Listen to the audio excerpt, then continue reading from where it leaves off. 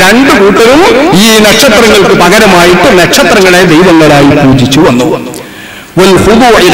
അവകൾക്ക് കീഴ്വണങ്ങിയും ബഹുമാനിച്ചും വന്നു. ഈ നക്ഷത്രങ്ങളെ പിന്നെ അവർ കണ്ടപ്പോ പലപ്പോഴും കണ്ണിനെ തൊട്ട് മറിഞ്ഞാണല്ലോ. പകല് സൂര്യനല്ലാത്ത ഒരു നക്ഷത്രത്തെയും കാണൂലല്ലോ. രാത്രിയിൽ തന്നെ ചില നക്ഷത്രങ്ങളിലെ തിരിയുള്ളൂ എന്ന് കണ്ടപ്പോ ആ നക്ഷത്രങ്ങൾക്ക് പ്രതിനിധികളായി അവരിവിടെ കുറെ വിഗ്രഹങ്ങളെ ഉണ്ടാക്കി. ആ നക്ഷത്രങ്ങളെ പ്രതിനിധാനം ചെയ്യുന്ന പ്രതിരൂപങ്ങൾ എന്ന നിലക്ക് ഈ ദൈവങ്ങൾക്ക് അവർ ആരാധന ചെയ്തു വന്നു. ഈ പ്രതിരൂപങ്ങളായ വിഗ്രഹങ്ങൾക്ക് പൂജിക്കുമ്പോൾ ഈ വിഗ്രഹങ്ങൾ ദൈവങ്ങളാണ് എന്നല്ല അവർ വിചാരിക്കുന്നത്. ഈ വിഗ്രഹങ്ങളുടെ സൃഷ്ടാക്കളായ ഈ വിഗ്രഹങ്ങൾ പ്രതിനിധാനം ചെയ്യുന്ന നക്ഷത്രങ്ങളായ അള്ളാഹുവിന്റെ സൃഷ്ടികൾ ദൈവങ്ങളാകുന്നു, സൃഷ്ടാക്കളാകുന്നു എന്നവർ വിശ്വസിക്കുന്നു. കണ്ണിനെ തൊട്ട് മറഞ്ഞു നിൽക്കുന്ന നക്ഷത്രങ്ങളിലേക്ക് അടുപ്പം പ്രാപിക്കാനാണ് ഇവർ ഈ പ്രതിരൂപങ്ങളായ വിഗ്രഹങ്ങൾക്ക് ഇബാദത്ത് ചെയ്യുന്നത്. ആദ്യ തലമുറ അങ്ങനെയായിരുന്നെങ്കിലും ഇമാം റാസിയുടെ വിശദീകരണം വളരെ വ്യക്തം, എല്ലാവരും സുതാര്യമായി മനസ്സിലാകും. ബഹുദൈവ വിശ്വാസികൾ ഇവിടെ ശ്രോതാക്കളുണ്ടെങ്കിൽ ശരിക്കും അവർക്ക് ഇങ്ങനെ ബോധ്യപ്പെടും, ഞങ്ങൾ ഇങ്ങനെ തന്നെയാണ് വിശ്വസിക്കുന്നതെന്ന്. നമ്മളൊക്കെ അതല്ലായിട്ടാണ് നമുക്ക് തിരിയാത്തത്. ഇതിന്റെ നടാടത്തെ ഉരുവപ്പെടുത്തിയ തമ്പുരാക്കന്മാരൊക്കെ ഈ രൂപത്തിൽ, അതായത് നക്ഷത്രങ്ങളാണ് സാക്ഷാൽ ദൈവം, ആ ദൈവത്തിന്റെ പ്രതിരൂപമാണ് ഇന്ന നക്ഷത്രത്തെ പ്രതിനിധാനം ചെയ്യുന്ന പ്രതിരൂപങ്ങളായ വിഗ്രഹങ്ങൾ എന്നാണ് വിചാരിച്ചിരുന്നതെങ്കിലും കുമ്മലമ്മാപോലത്തിൽ കാലം നീണ്ടപ്പോൾ നക്ഷത്രങ്ങളെ കുറിച്ചുള്ള സ്മരണയും ഓർമ്മയും തന്നെ അവർ നീക്കി. അത് തന്നെ അവർ വ്യക്തമായി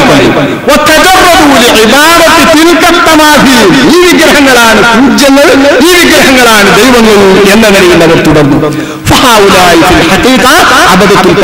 വാസ്തവത്തിൽ നല്ലോണം ആലോചിച്ചാൽ നക്ഷത്രങ്ങളാണ് ഈ ദൈവങ്ങളെ പ്രതിനിധാനം ചെയ്യുന്ന ദൈവങ്ങളായി ഇവരുടെ പഴമക്കാർ സ്ഥാപിച്ചിട്ടുള്ളത്. അതാണ് അവരുടെ യഥാർത്ഥ പൂജ്യാവസ്തു.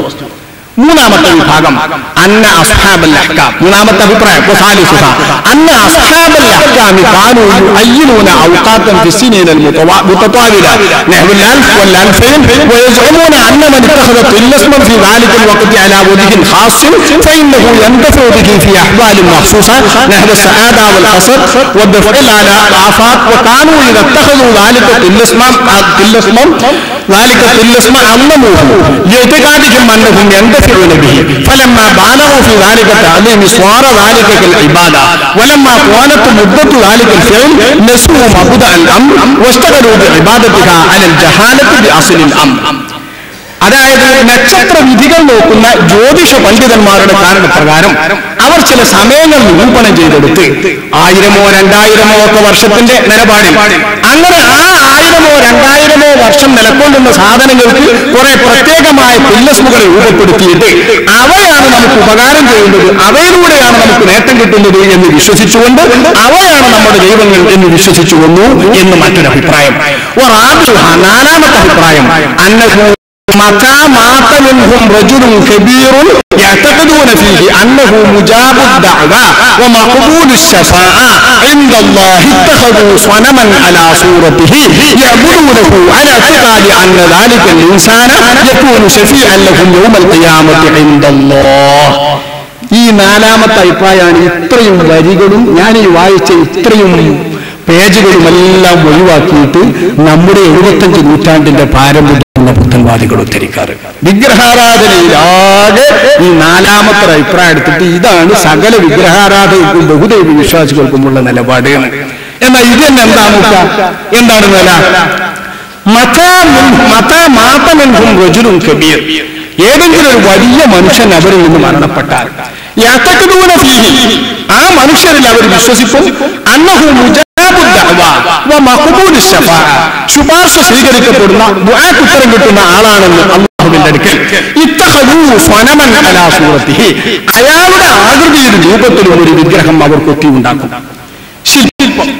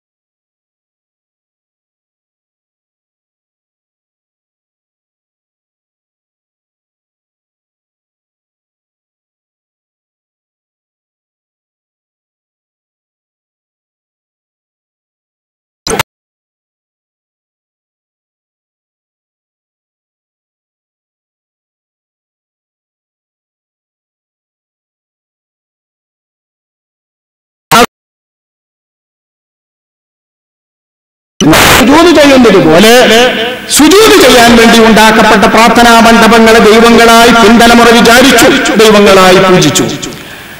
അല്ലെങ്കിൽ സദ്വൃത്തരിൽപ്പെട്ട നല്ല ആളുകൾ മരിച്ചാൽ അവരുടെ പ്രതിരൂപങ്ങൾ ഉണ്ടാക്കിയിട്ട് ഈ പ്രതിരൂപങ്ങൾക്ക് പൂജ ചെയ്താൽ ആ പ്രതിരൂപങ്ങൾ പ്രതിനിധാനം ചെയ്യുന്നത് ഏത് നല്ല മനുഷ്യരാണോ ആ നല്ല മനുഷ്യർ ഇവർക്ക് ശുപാർശകരായി വരും.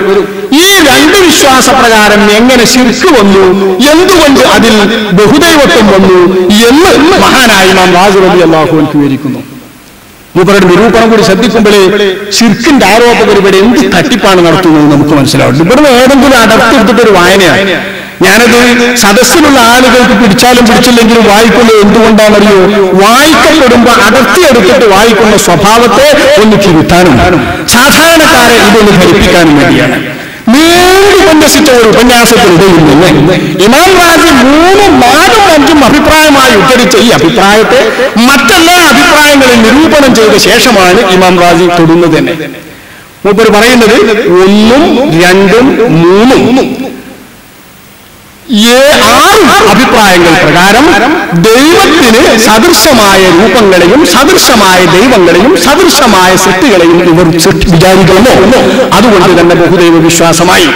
അപ്പോൾ ദൈവത്തിന്റെ അധീശാധികാരത്തിലും ദൈവത്തിൻ്റെതായ നിലപാടിലും ദൈവീക ശക്തി തന്നെ നൽകിക്കൊണ്ടുള്ള സദൃശ രൂപങ്ങളെ വിശ്വസിക്കുന്നത് 1, 2, 3, 5 അഭിപ്രായങ്ങൾ പ്രകാരം നമുക്ക് മനസ്സിലാക്കാം. എന്നിട്ട് അദ്ദേഹം പറയുന്നു 4, 5